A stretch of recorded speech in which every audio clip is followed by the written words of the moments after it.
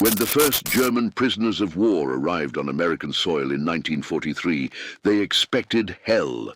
They had crossed the Atlantic in guarded convoys, chained and silent, convinced that once they reached the enemy's homeland, they would face hatred, hunger, and humiliation. The propaganda they'd been fed back home had painted a grim picture. Americans were supposed to be violent, greedy, and cruel. The land of chaos, a place where captured soldiers would be beaten, starved, maybe even executed. But as the ships approached the shores of the United States, what awaited them was something they couldn't understand. Quiet towns, green fields, and curious faces watching from a distance. The first camps were in places like Texas, Georgia, and Iowa, far from any battlefield.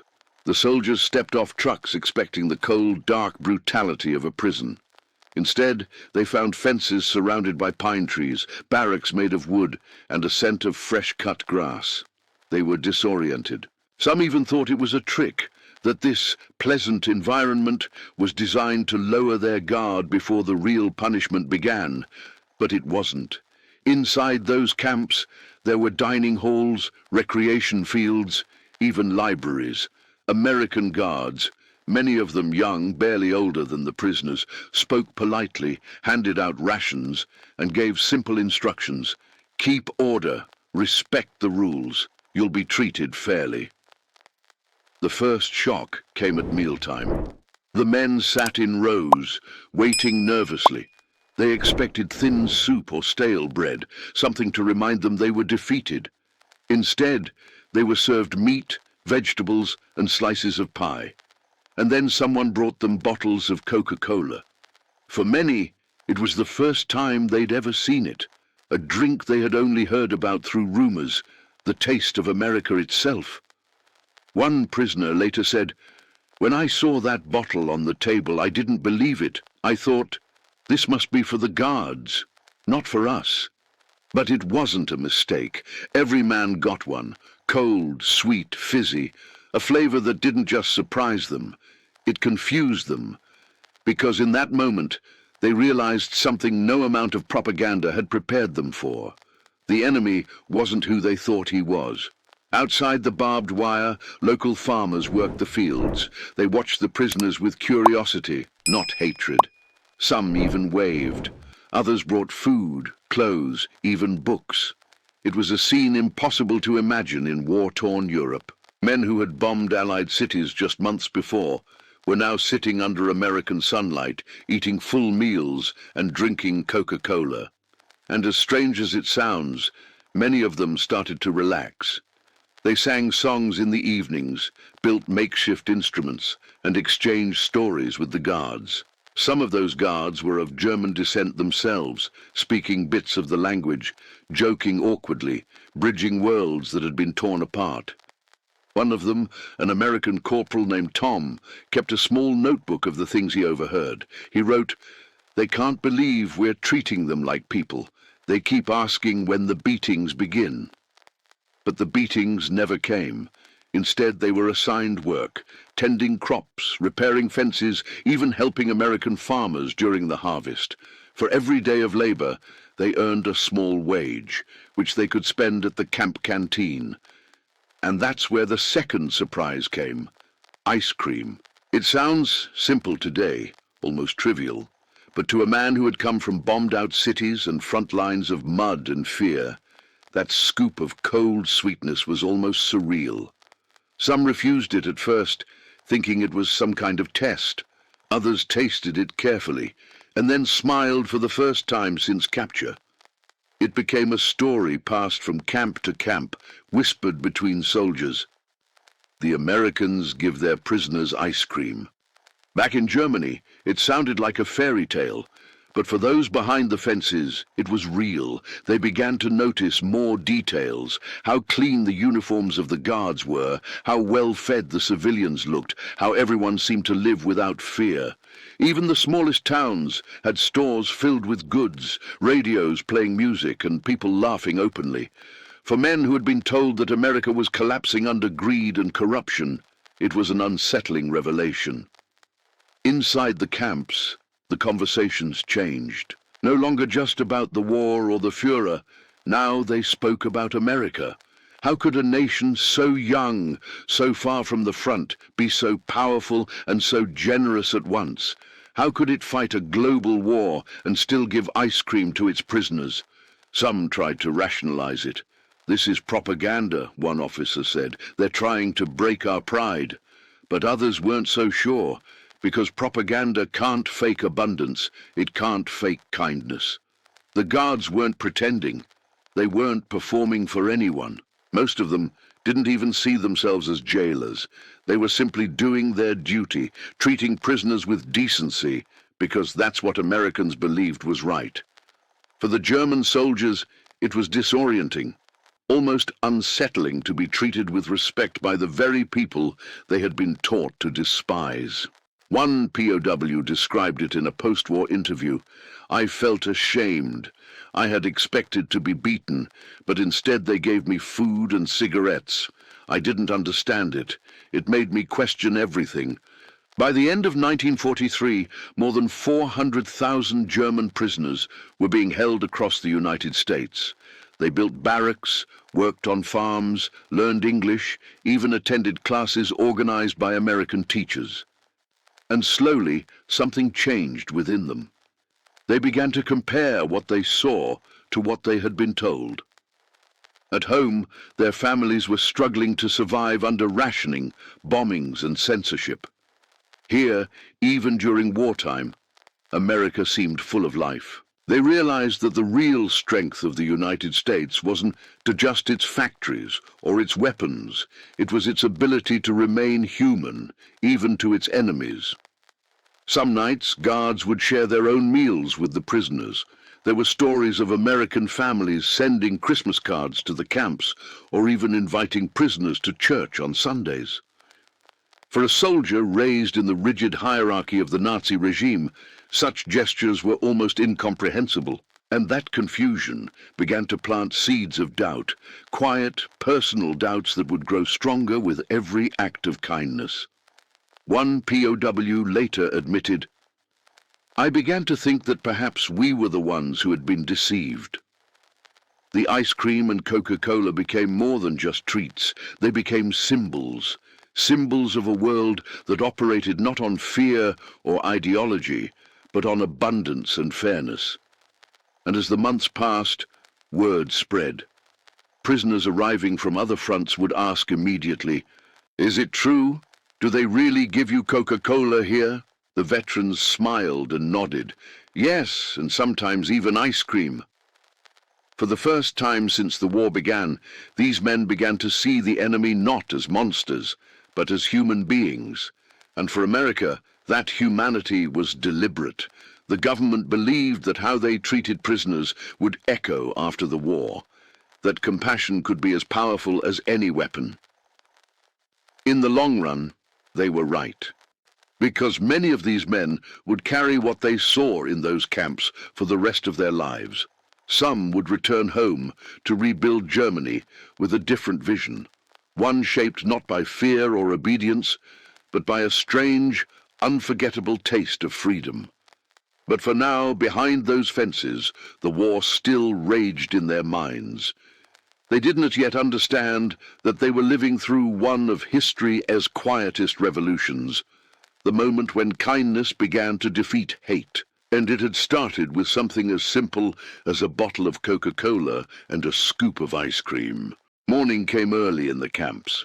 The sound of boots on gravel, the creak of wooden doors, and the distant call of guards performing roll call became part of the daily rhythm. For the German prisoners, life had found a strange kind of order. Not the harsh, militaristic discipline they had known in Europe, but something calmer, almost normal. Every morning began with the same sight, the American flag rising over the camp, its colors bright against the dawn. For men who had once marched beneath the swastika, it was a reminder of defeat, but also a symbol they couldn't help but respect. Breakfast was served in long mess halls. Eggs, bread, coffee, sometimes even pancakes. For many it felt surreal. Food was abundant, the portions generous, and no one was shouting orders. The guards ate in the same room, sometimes at the same tables. Conversations began to form across the language barrier, hesitant at first, but increasingly natural. Words like good, okay, and thank you echoed between English and German voices. One POW later wrote, "We expected to be treated like animals, but instead they treated us like men. That confused us more than any interrogation." After breakfast came work. The Geneva Convention allowed prisoners to be used for non-military labor, and America took full advantage of it, not as punishment, but as opportunity. In small towns across the Midwest and South, farmers faced labor shortages. Their sons were overseas fighting, and their crops risked rotting in the fields. So the War Department made an unusual decision: send the prisoners to help. Every morning, trucks rolled out from the camps loaded with German soldiers, once enemies, now farmhands. They worked side by side with American civilians, planting, harvesting, fixing fences. The first days were awkward. Locals were cautious, some even fearful. These were the same men their husbands or brothers were fighting against, but slowly attitudes softened. Farmers began to realize these men weren't monsters. They were young, tired, and homesick, just like any other soldier. And the Germans, in turn, began to see something that shook them deeply: the decency of ordinary Americans. One farmer's wife later recalled, "I gave them lemonade one hot day. They looked at me like I had handed them gold." Such small moments built bridges faster than any policy could. By evening, the prisoners returned to camp dusty, exhausted, but strangely content. They were paid a small wage in camp coupons, which they could spend at the canteen on cigarettes, candy, stationery, or the occasional bottle of Coca-Cola. There were even ice cream socials on weekends, events that blurred the line between prisoner and guest. Music played from radios. Some of the younger guards joked and danced. A few prisoners learned to play American songs on makeshift guitars. In one camp in Nebraska, POWs started their own newspaper, printed in German. It included articles, poetry, and cartoons about camp life. And yes, a recurring comic about a prisoner who couldn't stop dreaming about ice cream. This mix of discipline and freedom was unlike anything they'd known. The guards enforced order, yes, but rarely through violence. Most were veterans who had seen enough brutality to understand that cruelty wasn't strength. One camp commander famously said, "We will win this war not only with guns, but with our behavior." That philosophy worked its way into every corner of the camp. When a prisoner broke a rule, punishment was mild, a loss of privileges or temporary confinement, never abuse. The message was clear: respect was mutual, not demanded through fear. Some POWs even began writing letters home, describing their experiences, though the censors removed most details. What got through often stunned their families. One letter read, "They treat us better than our officers ever did." Another said, "We work, we eat, we rest. We are safe. Rest. America is not what we were told." For those left in Germany, these words sounded unbelievable. For the men living it, it was life-altering, because every act of decency chipped away at years of indoctrination.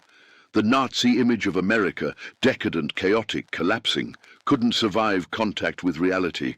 Even in captivity, the prisoners saw freedom at work. They saw democracy functioning not as propaganda, but as a daily habit, in the way guards spoke to superiors without fear, in how workers voiced opinions, in how no one bowed to authority simply for its own sake. And perhaps most disorienting of all, they saw women everywhere, working in factories, running farms, even commanding respect in camp administration. In Nazi Germany, such things were unthinkable. For many POWs, these experiences were transformative. They began keeping journals, reflecting not on the war itself, but on what kind of world could exist after it. A few even joined camp discussion groups organized by American educators. These programs, known as re-education initiatives, were designed to expose prisoners to democratic values, literature, and world history. In one camp, a teacher from the University of Kansas gave weekly lectures on the U.S. Constitution. Some prisoners attended just to pass the time. Others listened with quiet fascination, realizing for the first time that government could exist without fear. When asked what they found most surprising about America, one prisoner replied simply, "That you trust your own people." Inside the fences, the war began to fade. The men who had once shouted Nazi slogans now spent their nights playing chess, reading or sketching. Some learned English fluently. Others dreamed of visiting the places they had only glimpsed through the truck windows, the fields, the small towns, the diners with neon lights. A few even fell in love, though such relationships were officially forbidden. There are stories of guards' sisters or local girls who wrote to prisoners, exchanging letters hidden in laundry or delivered by sympathetic soldiers. By 1944, the American experiment with humane captivity was becoming something extraordinary. Not just a logistical success, but a moral one. Even newspapers began to take notice, printing stories about how POWs were integrating into local communities. One headline read, "Enemy soldiers help save our harvest." Another, "Prisoners thank small town for kindness." These were not tales of weakness. They were quiet victories, proof that dignity could exist even in war. And yet, not everyone approved. Some Americans, especially those who had lost loved ones overseas, were outraged. They saw photos of smiling POWs playing soccer or eating ice cream and felt betrayed. To them, it seemed unfair. How could the enemy be living comfortably while their sons died in Europe?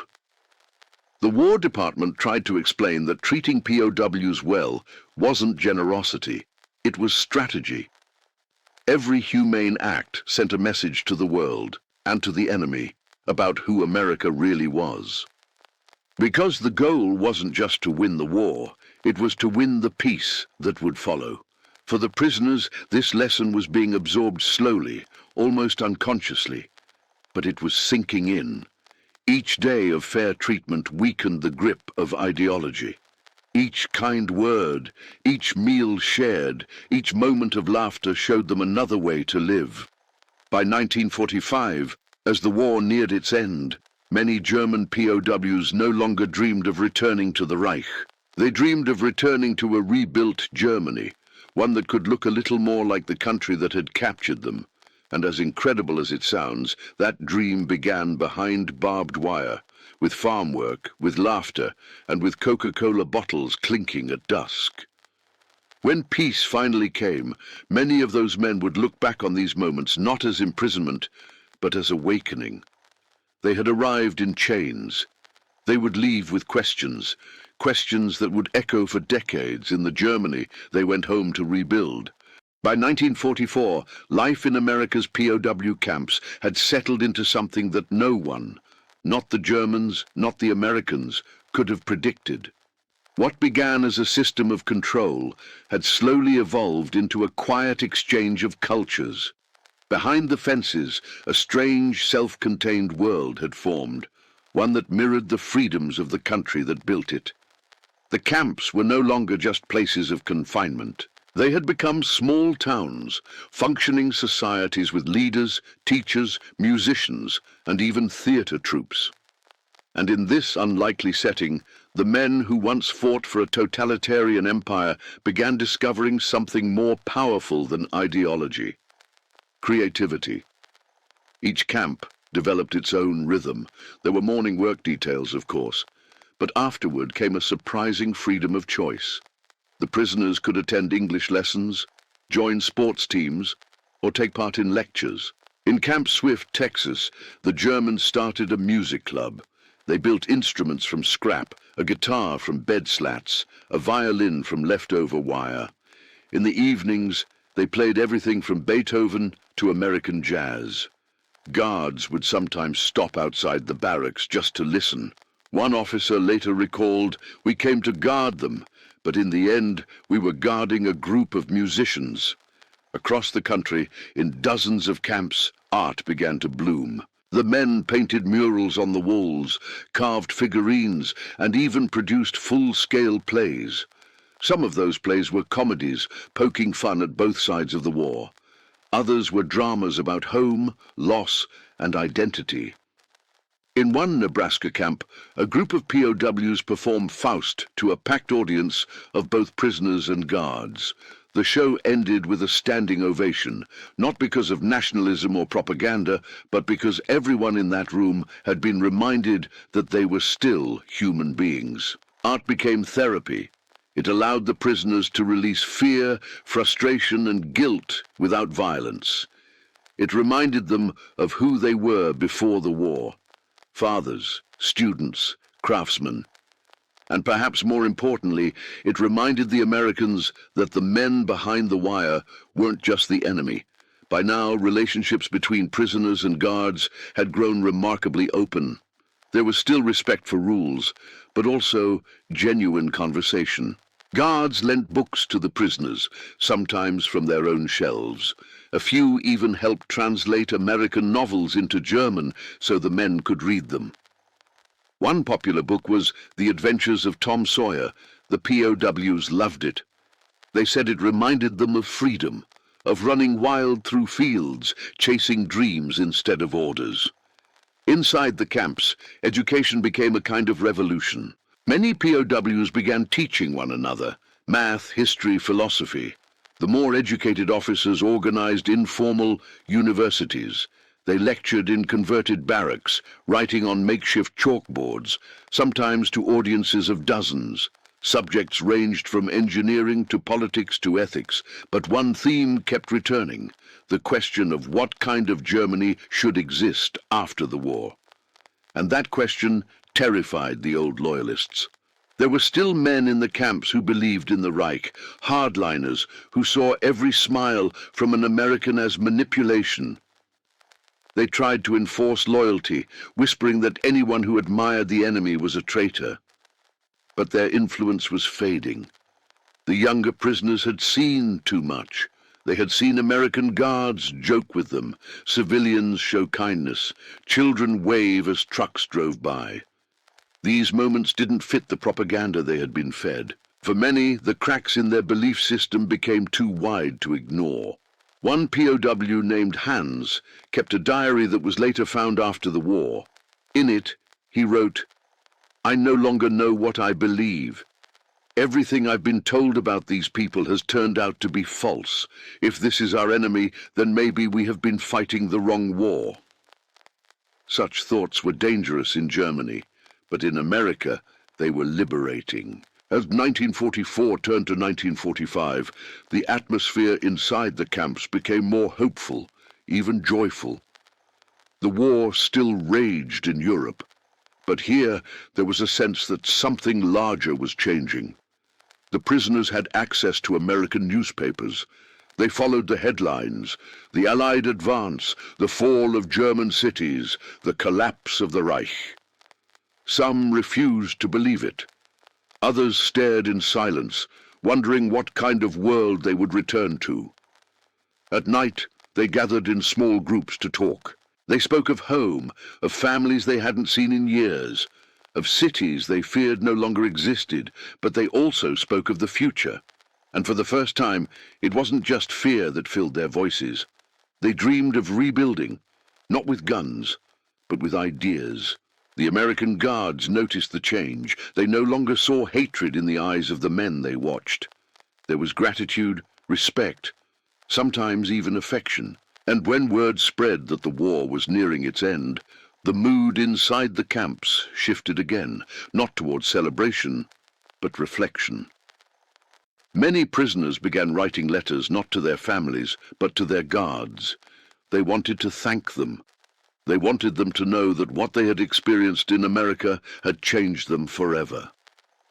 One such letter, written by a 23-year-old POW named Dieter, read, "You have given us something we did not expect: dignity. I will never forget that America's strength is not in its bombs or planes, but in its fairness. That sentiment would echo in thousands of similar stories across the country.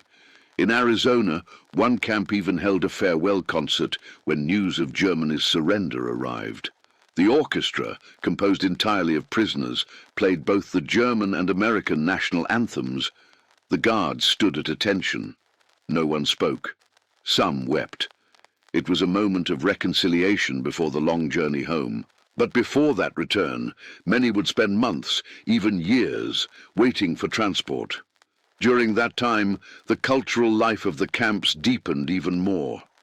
They organized art exhibitions, poetry readings, and film nights. Some even staged American plays like Our Town and You Can't Take It With You. The irony was unmistakable. Men who had fought for a dictatorship were now performing plays about democracy, empathy, and community. When asked why, one POW said, "Because here those ideas feel real." That was the quiet miracle of the POW experience in America. Without intention or design, the United States had turned its prison camps into classrooms of democracy. There were no slogans, no forced lessons, no propaganda, just example. An example, it turned out, was the most persuasive teacher of all. Years later, historians would look back and realize that these camps had done something remarkable. They had helped reshape the very men who would go on to rebuild post-war Germany.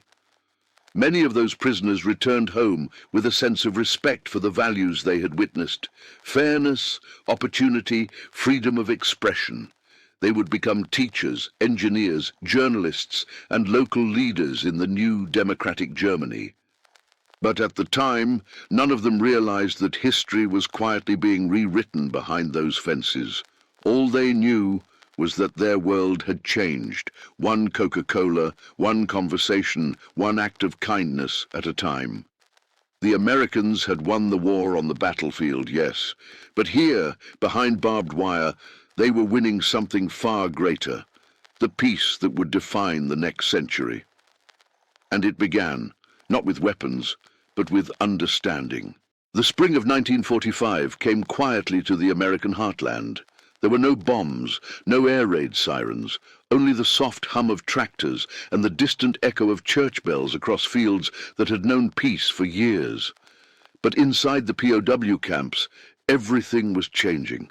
The prisoners woke each morning to headlines that shook their world. The Allies had crossed the Rhine. Berlin was surrounded. The Führer was in his bunker. For the first time, even the most loyal among them began to realize that the war, and the world they had believed in, was ending. The camp radios buzzed with reports. Guards gathered near the mess halls to listen, their faces serious but calm. The German prisoners stood close by, pretending not to care, though every word reached them like a whisper from another life. When the news of Hitler's death finally arrived, silence spread through the camps. No cheers, no outbursts, just a stunned, uneasy quiet. Some men sat down where they stood, heads in their hands. Others stared into the distance, their expressions unreadable. For years, they had built their identities on obedience, on the belief that their leader was invincible. Now that foundation was gone. A few cried, not for the man himself, but for the collapse of everything familiar, the certainty, the purpose, the illusion of order. For the Americans, it was an uncomfortable moment. The guards had become accustomed to seeing these men as workers, not as enemies. Watching them grieve felt strangely intimate, like witnessing the death of something larger than a person, but smaller than a country. Days later, Germany officially surrendered, and with that, the war that had consumed the world was finally over. Inside the camps, confusion turned to numbness. What did it mean to be a soldier without a country? A prisoner of a war that no longer existed? The guards lowered their weapons for the first time in years. The barbed wire fences remained, but the atmosphere had changed completely. There was no reason to hate anymore. Some camps held small ceremonies. American officers announced the news formally, reading the terms of Germany's surrender aloud. The prisoners stood in formation, disciplined, proud, and utterly defeated. But instead of anger, many felt something unexpected: relief. For the first time in years, they could breathe without orders. The fear that had lived in them, the fear of failure, of punishment, of death, was gone. That night, some of the younger guards brought out radios and played swing music. The prisoners listened quietly. One man, a former violinist from Hamburg, asked if he could play something on his handmade instrument. He began with a slow, mournful melody, a German folk song about home. Then, halfway through, he transitioned into America the Beautiful. No one expected it. The camp fell silent. When he finished, the guards applauded. So did the prisoners. It was the sound of reconciliation, tentative and fragile, but real.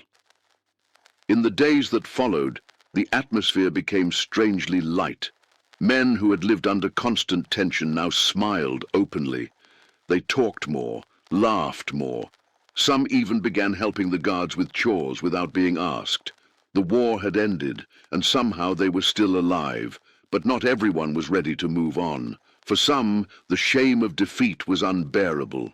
They asked questions no one could answer. What had it all been for? Why had they followed orders that now seemed meaningless?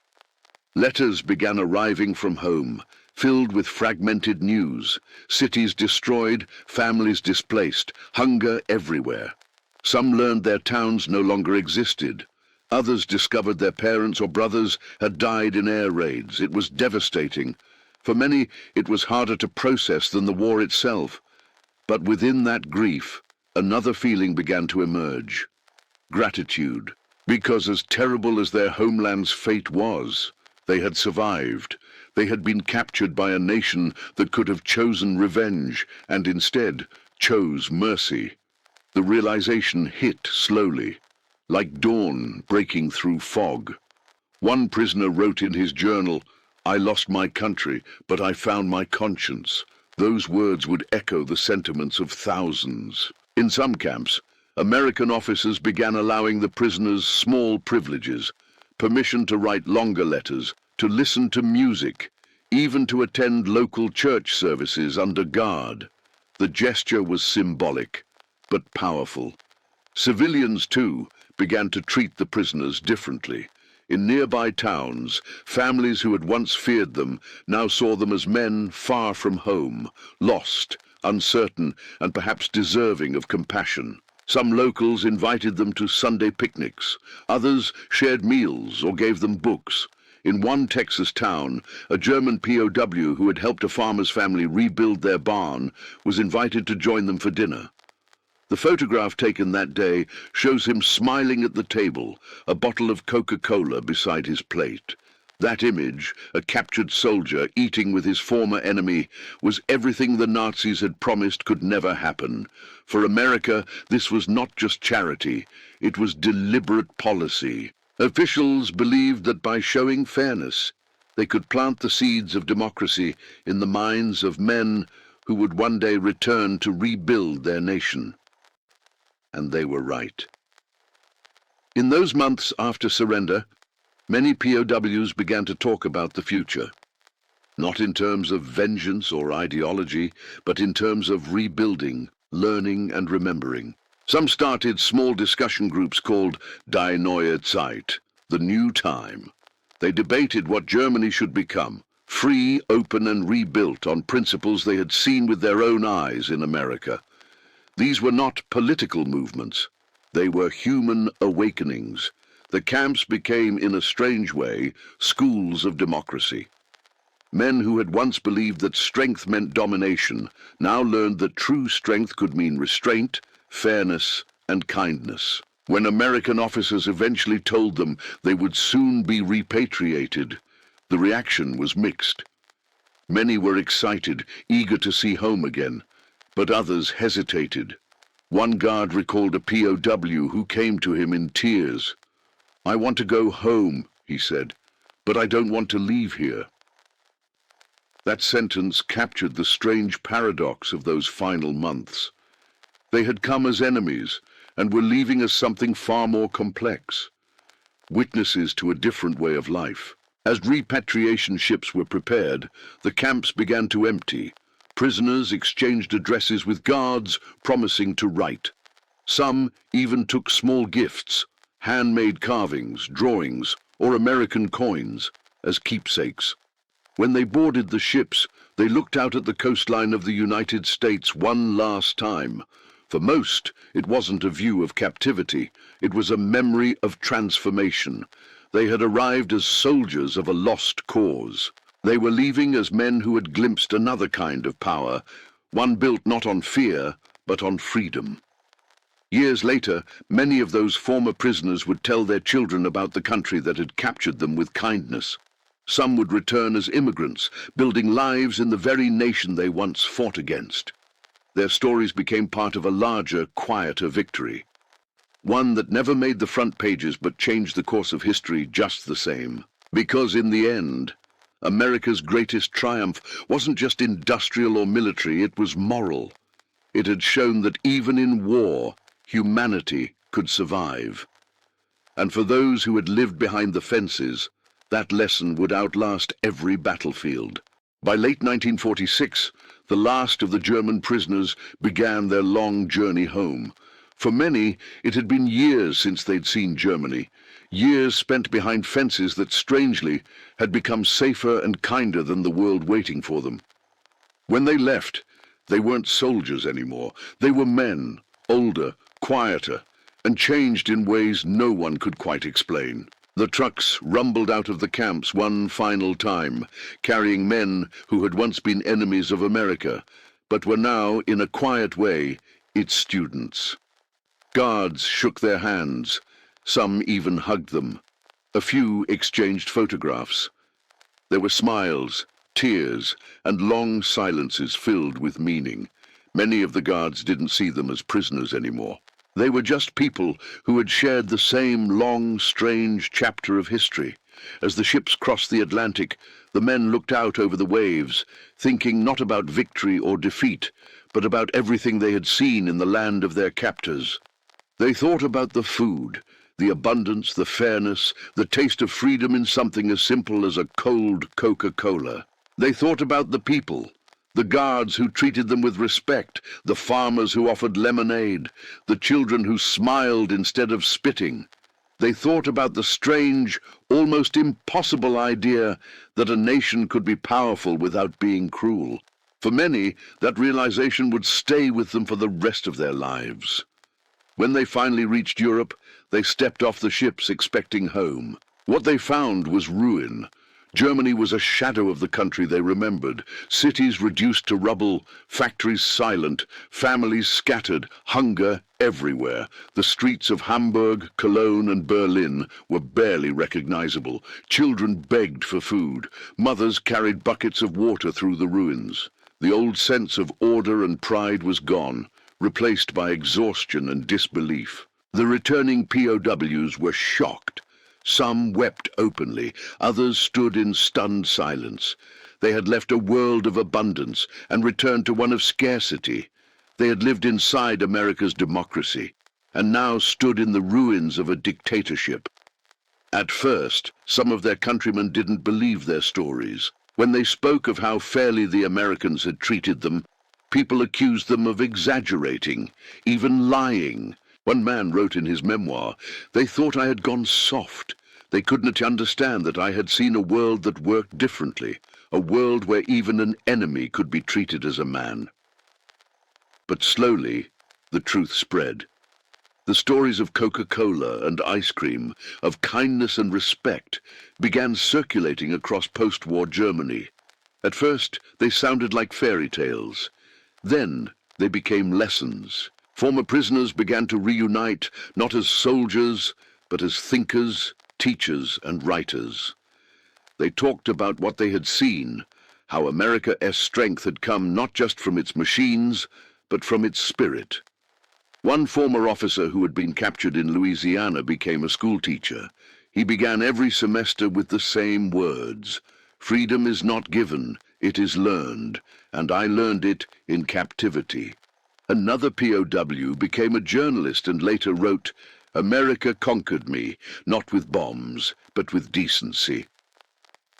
These stories mattered, because they shaped how a broken Germany began to rebuild. When the United States and its allies launched the Marshall Plan, pouring aid into Europe to help reconstruction, many Germans were skeptical. But for those who had been POWs in America, it made perfect sense. They had already seen America's generosity up close. They knew this wasn't weakness. It was strategy. And it worked. The ideas they had absorbed behind barbed wire, fairness, democracy, opportunity, became the building blocks of the new German identity. In classrooms, in town meetings, in quiet conversations, those lessons spread. Historians later called it the silent education. It didn't come from propaganda or occupation. It came from experience. Even years later, when asked what had changed them most, former POWs rarely mentioned the lectures or the work details. They mentioned the small things, the taste of Coca-Cola on a hot day, the sound of jazz on the camp radio, the smile of an American guard who treated them as equals. These fragments of normal life had done something that bombs and politics could not. They had restored their sense of humanity. And for America, this was perhaps the quietest victory of the war, turning its enemies into believers not in its military might, but in its values. In the 1950s, several former German POWs returned to the United States as visitors. Some brought their families, wanting to show them the country that had changed them. One man, who had spent 2 years in a camp in Georgia, stood outside the small town where he had once worked on a farm. He was older now, grayer, but as he looked at the fields, he smiled. "This," he said to his son, "is where I learned what freedom looks like." For many, the kindness they had experienced inspired a lifetime of gratitude. Some kept in touch with their former guards for decades, exchanging Christmas cards and letters. One American farmer received a note in 1971 from a former prisoner who had helped him harvest wheat in 1944. It read simply, "You treated me like a friend. I never forgot that." Not all stories were happy ones, of course. Some men struggled to reintegrate. Others were haunted by guilt, but even those who carried pain also carried perspective, the understanding that humanity had to come before ideology. When asked later what had truly defeated Germany, many of them gave the same answer. Not America's weapons, but America's character. Because in the end, the story of these POWs wasn't about Coca-Cola or ice cream. It was about transformation. The kind that begins quietly in the smallest moments of decency and ripples across generations. It was about how a nation proved that strength and mercy could coexist, that even behind barbed wire, people could learn to see each other not as enemies, but as human beings. As one prisoner wrote years later in his diary, "They gave us ice cream and respect. We came home with hope."